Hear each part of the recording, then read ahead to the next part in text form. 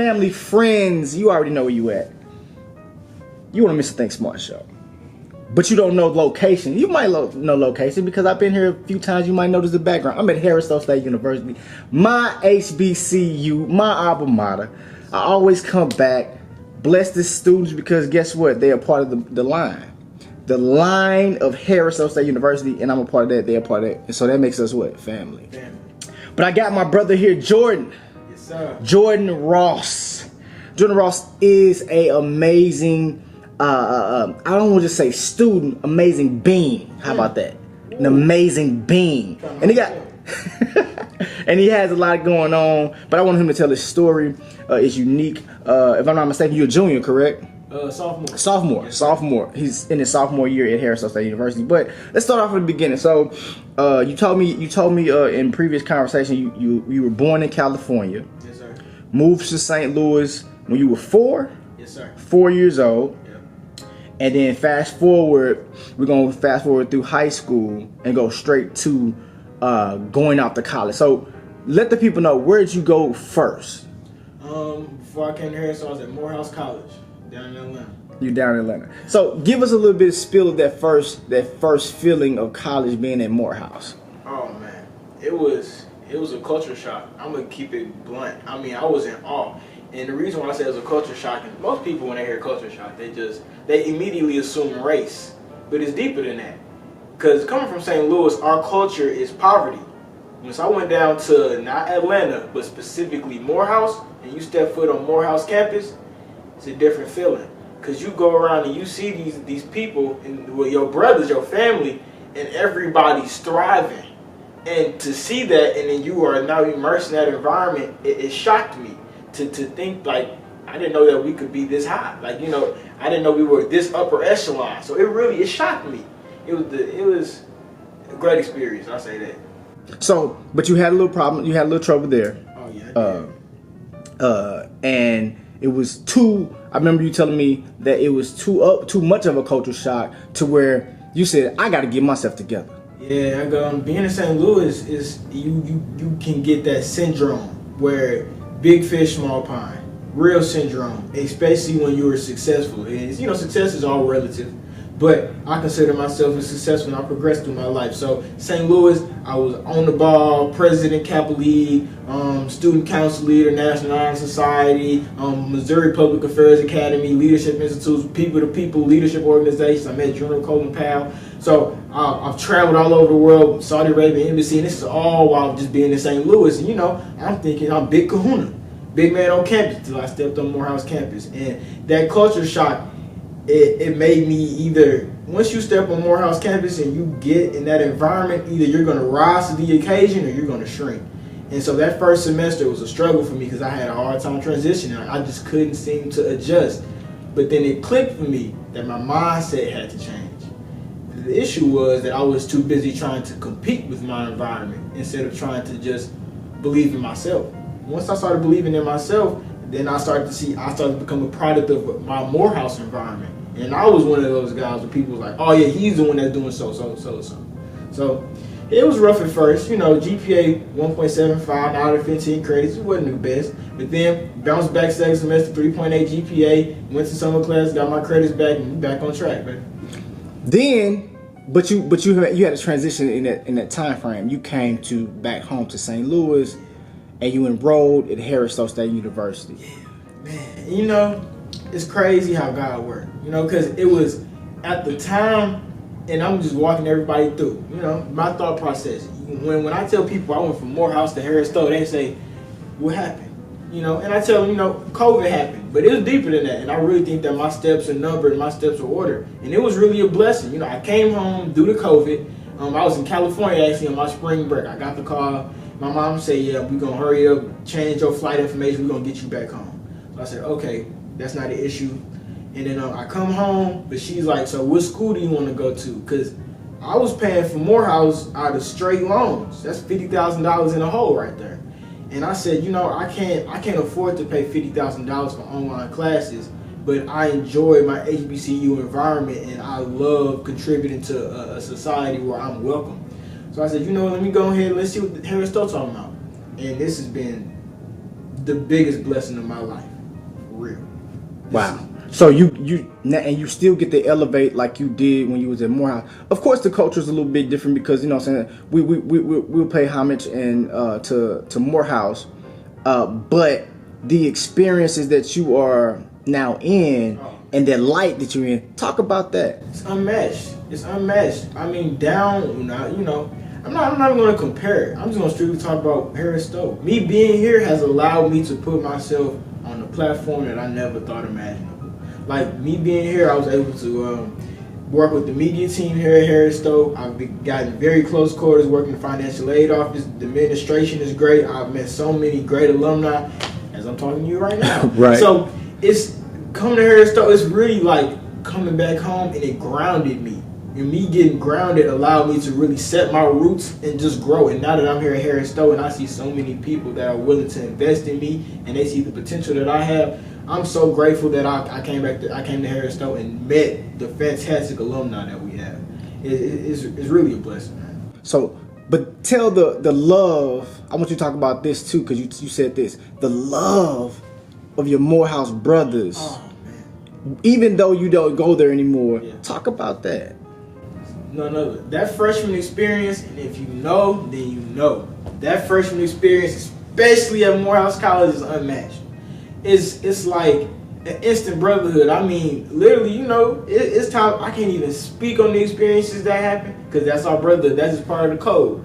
But it's one of those things where if I call my brother right now, he's going to answer that phone right now. Even though I'm not enrolled at Morehouse College and they know that. But because I did my due diligence when I was on that campus and I opened myself up to new opportunities and met new people and I embraced different people. And although we all are black, we all had different cultures. We came from different parts of the country, some parts, different parts of the world. And so once you're able to sit back, really reflect, and embrace everyone for their differences and then come together to create a common good, which is the Morehouse freshman class, it's unmatched. Those are my dogs for life. They're my brothers forever. Just talked to one of them last night. That's dope. I love it. I love the bond because I love connecting historical black colleges, men and women together and growing and us just taking over this country and the world in general in different areas. Okay, now moving forward, you was talking about your brand. You got your brand on right now. Domestic terror worldwide. This is it right here. You know, a lot of people, when we say domestic terror worldwide, it really throws a lot of people for a loop because it definitely sounds like it could be a little hostile. But with this all started, this all started 3-4 years ago. Me and my friends, my brothers at this point now, we just came together. And living in St. Louis, it's hard to be creative because creativity gets looked down upon. Say that again. Yeah, creativity gets looked down upon. You can't, it's not, in this society that we live in St. Louis, weird is not acceptable. Outside of the box thinking is not acceptable. There you go. You know, so me and my brothers, we came together. You said, you know what? It's just going to be this DT against the world. We DT with domestic terror worldwide. So our whole premise is everybody in the group is I'm not even gonna do it. Everybody in the group is educated. Everybody in the group is black. Everybody in the group is creative. This right here is made by my brother JP314. He made this. My homeboy Debo, he makes music. Other homeboy Jared, he makes our designs. He's also an architect in the making. So everything we did is, and if you notice the commonality, is being black and educated. And that's the number one threat in this world, is being a black educated man. If you are a black educated man, you're dangerous. Especially if you know your rights. Say that again, brother. You can't. It's nothing that they can tell you, and they want to be us. You want to be us. So why not? You know. So we came up with domestic terror worldwide. Then while at Morehouse, my brother Hassan El-Amin, we came up with the concept of forever, and forever was just to display the balance of life through art. And also, Hassan El-Amin went to Whitfield High School, met my brother at Morehouse. So. And he's from St. Louis. We didn't meet till we got to Morehouse, and that's just the beauty of Morehouse. But yeah, it's been a blessing. Now you gave all the synopsis of your brothers and your business. One thing that we share, you're at Harris-Stowe State University, and you're actually getting ready to get the same degree that I got, which is marketing. Business marketing. Love it. People don't understand. I'm on camera. I'm gonna give you a jewel. Okay. So marketing is deeper than what people could expect. Now I do have I have a bonus because I have a master's in advertising and marketing also, right? So let me give you a jewel and you can take this with you. Because people think marketing is just selling, it's just always creating, but marketing, the definition of marketing, the true definition of marketing, and there's gonna be a lot of marketers out here that probably gonna be mad because I said this, is studying human behavior. Talk about it. It's studying human behavior. Talk about it, and that's it, and that is exactly why I love marketing, because it's deeper than what you see. You have to understand capitalism. But understanding capitalism is understanding how the brain works. The reason why, you know what, we giving out jewels. Giving out jewels. I wore red today because this is the thing. This is what catches people's attention the most. Exactly. I wore red today. That's part of marketing. It's part of marketing. I have a white hoodie. I have a gray hoodie at the house. But I said today I'm going to be on camera. Let's wear the red hoodie so they don't remember. That's marketing. But that's psychology. Marketing is different. It's a lot deeper than people just think, okay, yeah, if I'm able to, you call somebody, hey, you want to buy this, or you see a billboard. That's marketing, sure, but the science, are you paying attention there you go. To the Talk fonts? about it. You got to look at the font of the lettering on that billboard. Are you paying attention to the color schemes being used? Are you paying attention to the fact that red and yellow is almost the color of every fast food restaurant, especially if they sell burgers? Are you paying attention to the fact that Subway uses green because green represents fresh, and they thing is, what is it? Like eat fresh, eat your way, something like that. You know, there you go. It's deeper than just what you see. So that's why I do marketing. Exactly. Because it's about the money, baby. Listen, let me tell you something. People don't understand the essence of why I do what I do. I mean, it's not for them to really know, because I know, because It's your purpose. Exactly. My stage name is Mr. Think Smart. Why? Because that lines up with marketing. Why do I study the brain? Why do I study subconscious mind? Why do I do? Because I want to use my powers for good. But I understood marketing, and it took one of my teachers to say, Joe, you got the concept. You know all the concepts. You know everything. Like, you deep. You know it. But let me give you the synopsis. And then when he put it in simple form like that, I said, I didn't think about it like that. That's exactly what I'm doing. And when I tell people that, they look at me, they be like, wow, I never thought. Because I never want to tell people that I'm studying them. But everybody really study them, but I study people to the core, because you can do one thing with one friend that you can't do with another because you study them. So I study human behavior because I want to know, how can I put out what I need to put out, and it's going to attract a demographic, a gender, a age group. That's all demographic, but you have to study human behavior. And if you don't know human behavior, you can't win. And that's I'm happy that you touched that topic, because I feel like with this COVID situation, it's really going to,